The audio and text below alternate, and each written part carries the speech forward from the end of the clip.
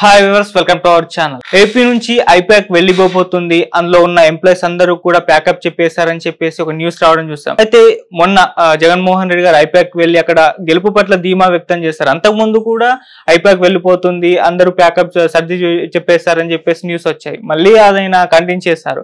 మరి ఇప్పుడు వెళ్ళిపోతుందా, ఉంటుందా, ఏం జరగబోతుంది అసలు? సో ఇదే అంశం మీద డిస్కస్ చేయడానికి ప్రజెంట్ మనతో పాటు సీనియర్ జర్నలిస్ట్ జయదేవ్ గారు, వారితో డిస్కస్ చేద్దాం. సార్ నమస్కారం. సార్, ఐపాక్ ఏపీ నుంచి వెళ్ళిపోతుంది అని న్యూస్ రావడం కొత్తేమి కాదు. జగన్ గారు అక్కడ వెళ్ళక ముందు నుంచి కూడా ఆ న్యూస్ వచ్చేసింది. కాకపోతే ఆయన అక్కడికి వెళ్ళడంతో కాస్త క్లారిటీ, ఆ రూమర్స్ కి చెక్ పెట్టేశారు. మరి ఇప్పుడు మళ్ళీ 300 మంది ఎంప్లాయీస్ అక్కడ నుంచి వెళ్ళిపోయారని చెప్పేసి న్యూస్ వస్తుంది. వార్తలు నిజం ఎంత ఉంది సార్?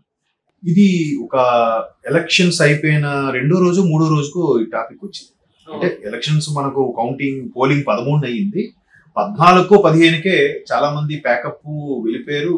అంటే అందులో ఉన్న ఎంప్లాయీస్ కూడా, అంటే ఇవన్నీ వార్తలు వచ్చిన వాస్తవే సుమా. ఎందుకంటే దాంతోపాటు కొంతమంది విజయవాడలో ఎవరైతే ఉన్నారో వాళ్ళు కొంతమంది లైవ్ లో చూసినప్పుడు కొంతమంది చెప్పారు. లైవ్ ఇన్ ద సెన్స్ ఇదేంటిది, ఆఫీసు వెళ్ళిపోతున్నారు, ఎవరు ఎక్కువగా రావట్లేదు, పలచగా ఉన్నారు, టీం ఎక్కువగా లేరు, ఇట్లాంటి వార్తలు లైవ్ గా చూసిన వారు దాన్ని ఒక రిపోర్టర్స్ ఎవరో షేర్ చేయడము మనం మీడియాలో కథనాలు గడపడం చూసాం.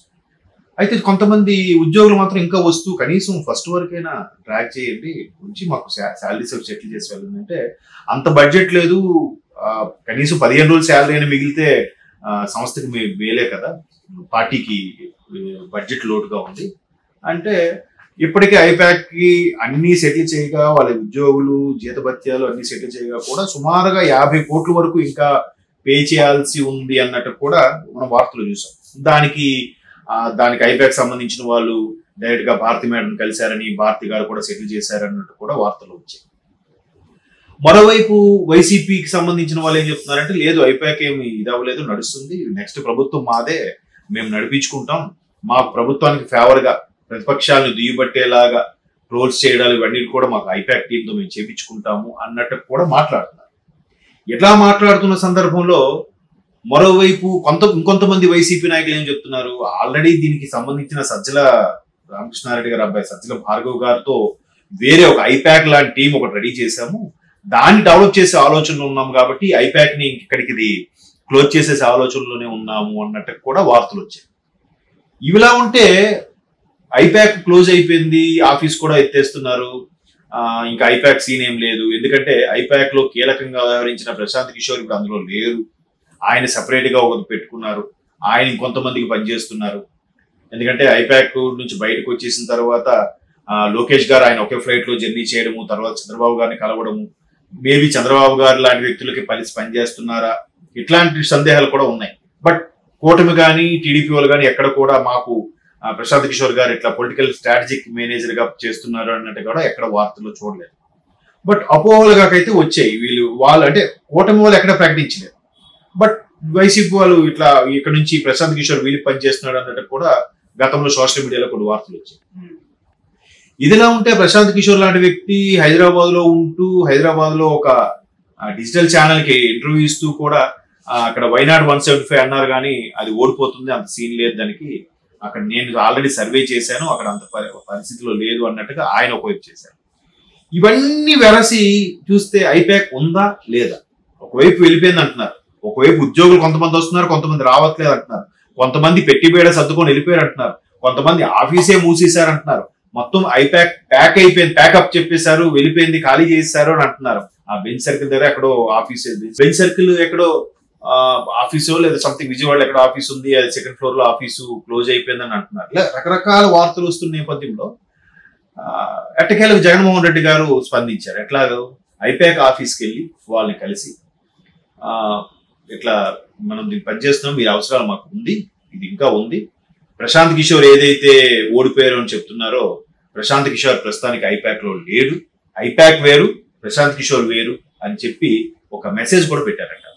సో అప్పుడు జనాల క్లారిటీ, అంతవరకు ప్రశాంత్ కిషోర్ ఏంటిలా మాట్లాడుతున్నారు, ఏంటి ఆయన ఉన్నాడా లేడా సామాన్యులకు తెలియదు కదా.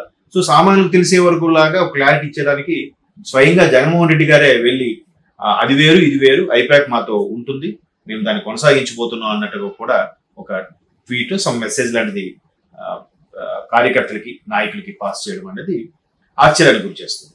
ఒకవైపు సజ్జల భార్గవ్ గారి ద్వారా ఒక సోషల్ మీడియా డెవలప్ చేసి దాన్ని ఒక ఐపాక్ స్థాయిలో నడిపించేలాగా ఒక సొంత సైన్యాన్ని ఏర్పరచుకునేలాగా ప్లాన్ చేసుకుంటున్న తరుణంలో జగన్మోహన్ రెడ్డి గారు స్వయంగా ఐపాక్ ఆఫీస్కి వెళ్ళి అక్కడ ఉన్న ఎంప్లాయీస్ తో కలిసి వాళ్ళతో సరదాగా సెల్ఫీ దిగి ఇట్లా ప్రశాంత్ కిషోర్ దీన్ని వదిలిపెట్టి వెళ్ళిపోయారు, దానికి దీనికి సంబంధం లేదని చెప్పడం కూడా రకరకాల చర్చలకి తావునిస్తుంది.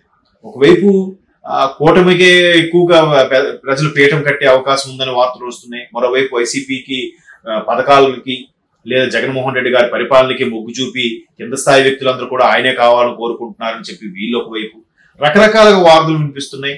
రీసెంట్ గా జగన్మోహన్ రెడ్డి గారు కూడా మనమే ప్రభుత్వం ఫామ్ చేయబోతున్నాం, 130 సీట్లు మనకే వస్తున్నాయి అన్నట్టుగా ఈయన అనడం. అంతకుముందు వైనాడు 175 నుంచి 130 అని అనడం. మరోవైపు ఊరికే ఓడిపోతారన్న భయంకే వైసీపీ వాళ్ళు దాడులు చేస్తున్నారని ఈ పల్నాడు, చంద్రగిరి ఇవన్నీ కూడా మనం చూసాం. దీని వైపు సంబంధించి లోకల్ గా ఉన్న పోలీసులు కూడా సరిగా స్పందించట్లేదు. ప్రభుత్వం వైపు ఇప్పటికీ ప్రభుత్వం వైపే ఫేవర్ గా ఉన్నాయి, ప్రభుత్వం సంబంధించిన పార్టీ వాళ్ళకే ఫేవర్ గా ఉన్నాయి. కాబట్టి అక్కడ ఉన్న డిఎస్పీ గానీ ఆ ప్రాంత కలెక్టర్ గానీ ట్రాన్స్ఫర్ చేశారు, కొంతమంది సస్పెండ్ చేశారు అన్నట్టు కూడా మనం ఈసీ సీరియస్ అయిందన్నట్టు కూడా చూస్తున్నాం.